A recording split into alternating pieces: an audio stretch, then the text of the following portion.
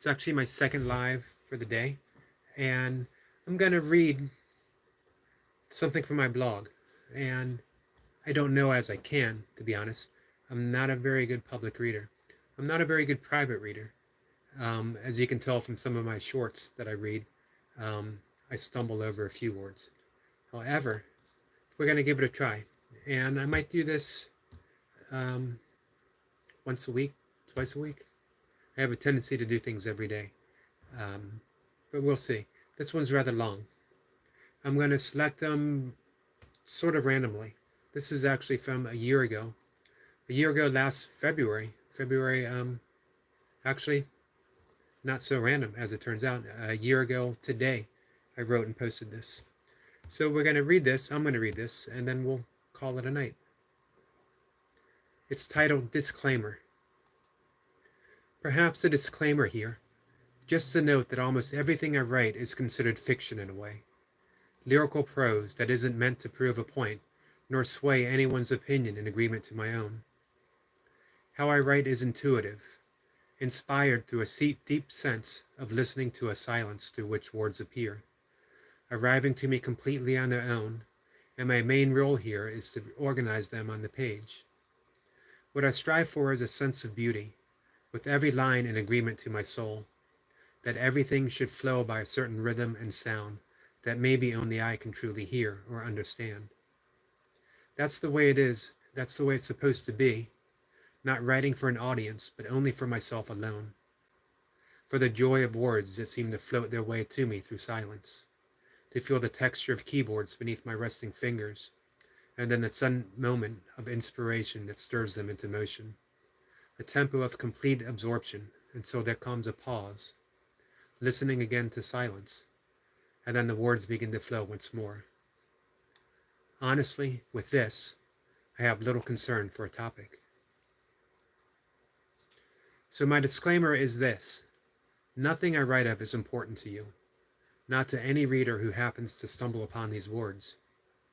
My reason for sharing them is personal, meaning that it's something I feel called to do, as if art isn't finished, complete, until it's shared.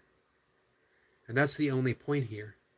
I consider what I write to be art in a very personal sense, an expression of something deep within me that wishes to be heard, shared freely on a page without concern of being true to anyone else, nor having to meet a reader's approval as to what's been said.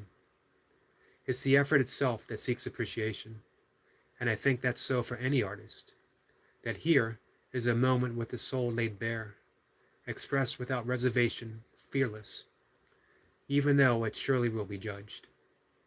This is why I have learned to walk away, to give myself completely to the moment of my writing, sharing, and then to be free of those concerns, at least the best that I'm able. My attention now belongs to another morning's writing. So really, this is less of a disclaimer as it is another expression, an inspiration to write about the act of writing and what it means for me to share. It's not an explanation. It's just another morning's worth of words. That's it. Hi, Duncan. I am here late. This is actually my second live session. I've decided to try to do a live reading for my blog. We'll see how often I do it and how it goes. As I mentioned at the beginning, I'm not a very good public reader, even for an audience that's not right in front of me. But you know, I thought it would be fun to do, and I'd give it a shot. And I'm only going to take a few minutes to do it and then call it a night. So with that, I appreciate you being here. I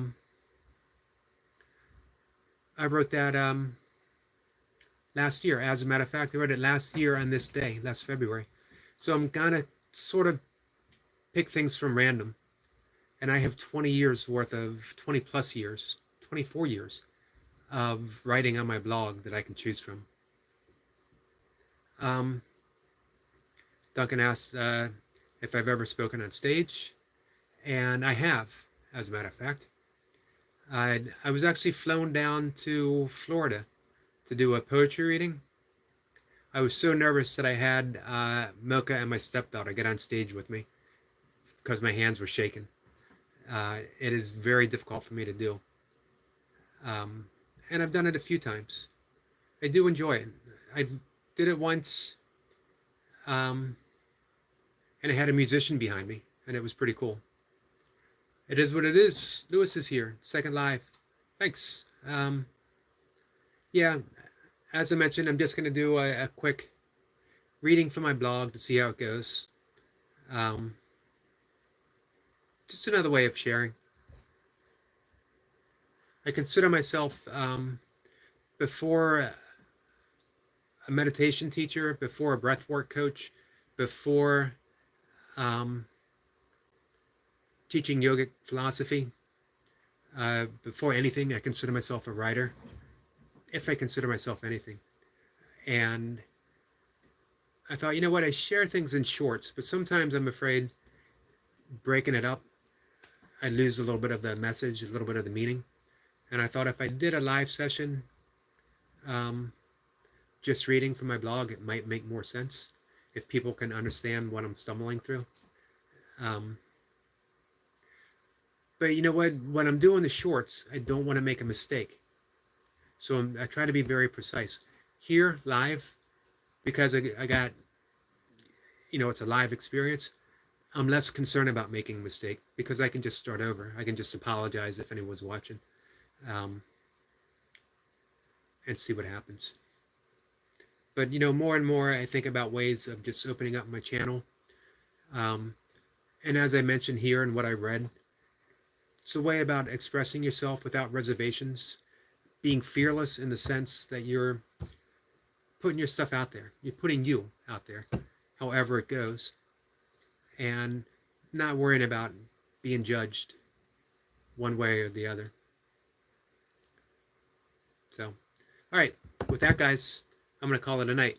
I actually go to bed in about an hour. Doesn't mean it's late. It means that I go to bed early. But I appreciate you guys stopping in, seeing that I was live and stopping in. That means a lot. And I do want to keep them short because that way people can give it a listen. So I appreciate it. Duncan, it was great for you to stop by. Thank you. And I'll see everyone tomorrow for a burpee session.